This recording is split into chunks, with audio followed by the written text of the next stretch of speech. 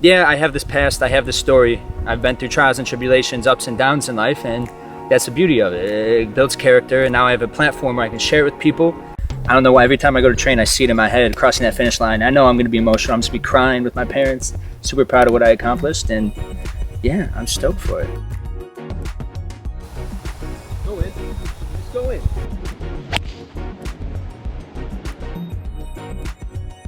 Hey, what's up, guys? Welcome back to another 6 for 6. I'm here with the man, the myth, the legend, Mr. Bubbie Golf himself. Thank you, brother. I appreciate it. There we go. Hold on, let's try that again. Handshake. There you go, brother. Thank you for having me out, honestly. Nobody does that anymore. No, it's not true. It's just me. Anyway, 6 for 6, 6 holes, 6 questions. We're going to start right here. We're on a par 4, 376 yards. Yep. Before we tee off, the first question to you. You've been very open about your journey through addiction. Yes. Why did you decide to be open about that, and what do you hope people take away from that? How do you hope it impacts people's lives? Definitely. So I know for myself, when it came to my battles with addiction and finding my sobriety, I definitely turned to other people who've been there before. Listen to their stories, and that's what a lot of intelligent people do. You have to learn from other people and their mistakes as well. So now, through obviously everyone's love and support, who supports Bubbie Golf, supports Good, supports Takomo, I've been blessed with a platform. I have the opportunity to be that person to someone. And honestly, it just kind of felt, I guess I would almost say like a responsibility. Like, yeah, I have this past, I have this story. I've been through trials and tribulations, ups and downs in life, and that's the beauty of it. It builds character, and now I have a platform where I can share it with people and hopefully give them light during their darkest of times, like a lot of people did for me. I know for me, Mike Malek's story, seeing where he's been, his struggle with addiction, and now seeing him up at the pinnacle of his industry, really inspired me. And like I said, just being blessed with a platform, I have the opportunity to be that person to someone, and I can't be that person to someone unless I share my story and speak my truth. And yeah, that's why I felt compelled to do it and share my story. And everyone who watched a video about my life story, reading the comments, I feel like I was able to connect with a lot of people, and that honestly means the world to me. To me, obviously we're out here on a golf course, but sharing my story, being open with y'all, vulnerable with y'all like that means a lot more to me than golf. Go in. Just go in. Come on, baby. Bro, that was awesome. Let's go. All right, fantastic start. We got a birdie on the first. Well done, boy. sir. That was Thank a you. bomb. Okay. All good. I'll grab it after. We're good. Just want to give a quick shout out to Pine Dunes Golf Resort. That's where we're playing right now, and this place is absolutely gorgeous. It's beautiful. The cabins are immaculate too. The cabins are absolutely stunning, honestly. Yeah, honestly, fantastic. Okay, second question. You've been open about your journey with addiction, and also you've been really open about Tourette's. Yeah. So for you, how does Tourette's impact your daily life? And then also, how does that kind of translate into the golf and things like that? So daily life now at this point, obviously you're a human being, you learn to cope with everything. Right now there's barely any effect in my daily life. I'm very comfortable with it. It doesn't slow me up in anything. Like, I made a video called Golfing with Tourette's, talking about how it affects me on the golf course.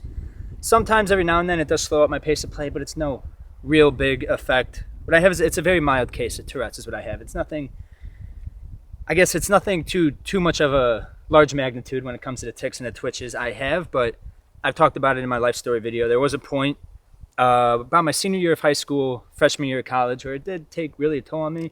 Tics kind of ramped up a little bit. The magnitude of them became more severe, and I wasn't used to it, and you're in that huge transition point in my life, and I really struggled with it for a point, but I carried on. I persevered. You learn to cope. I tick and twitch a little bit. That's all there is to it. It doesn't mess me up that much. I'm still super social.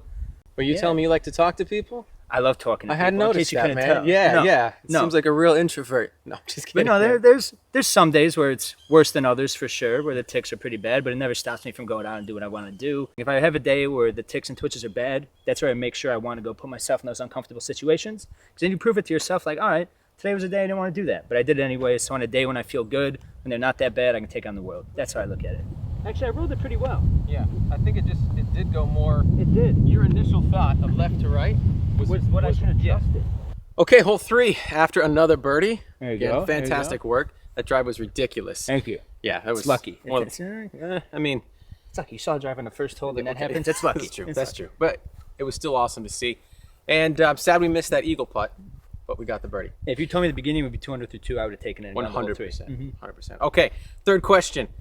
Golf, not your first love when it comes to sports. No. So what was your first love, and what is your favorite sport? Baseball. Still is baseball. I absolutely love baseball. It just, I don't know, especially pitching. I like the science, the beauty of pitching, the art of it. I'm very, when it comes to sports and the way my mind works, I'm very like This might not make sense to a lot of y'all, but I'm linear. Pitching is very linear. It's one motion, you use the same motion, slider, curveball, two seam, four seam. Golf is such a tangential sport with so many skills you have to pretty much master to become good at it and great at it. So golf, it's like, you need to chip well, you need to pitch well, you need to hit irons well. That ain't me. Y'all can tell that ain't me. I'm sure, well, you'll see, it ain't me. But baseball, I just love, especially when it comes to pitching, how linear it is, your focus. And plus, just baseball in general, just the beauty of it, they do the physically impossible when they hit the ball. It is mind-blowing that those guys can square up a round bat with a round ball at 102 mile per hour pitch. I don't know, just the beauty of it, the difficulty of it is what makes it so beautiful to me, and it's just what I grew up playing. Boom. Let's go. I did not want to have to putt that. Yeah. I did not. All right. Cool. All right, hole 4, we got a 430-something yard par 4 big dog leg left. These holes are gorgeous out here. They are. Anyway, question number 4 is actually a series of questions. It's going to be some favorites. Okay, So, rapid fire. yeah, rapid fire. First thing, favorite food. Sushi. I love sushi. Unexpected, but Unexpected. Yeah, I What were like you it. expecting me to say? Pizza? well, you're from Chicago, Chicago, we right? thought you were Yeah, gonna say yeah, pizza. something like that. Yeah, Sushi though, I love sushi because I feel healthy when I eat it. I feel good. that's a good point. All right, favorite type of music. Oh, rock. All day. Rock and roll, alternative rock. U2 is my favorite band ever. U2, love the Chili Peppers, love the Lumineers. Honestly, any kind of music. I listen, when I'm on my bike rides and training, I listen all the way from like Adele to Young Thug. Do you have a favorite car growing up? Just like a dream car. Dream car. I'd probably say 65 Shelby. Okay. I love where I caddied at. One of the guys would pull up every day. I don't know if it was exactly a 65 Shelby. It was 60 something Shelby. Beautiful. You just hear it rumble. It looks so cool. No top on it. Just kind of the bubble looking thing. Mm-hmm. I love that. I'd say dream car now though. I mean, I'm gonna be honest. When it comes to it, I'm more about practicality. Maybe an Audi. What is it, Steve? An Audi RS RQ8, QR8. Q8?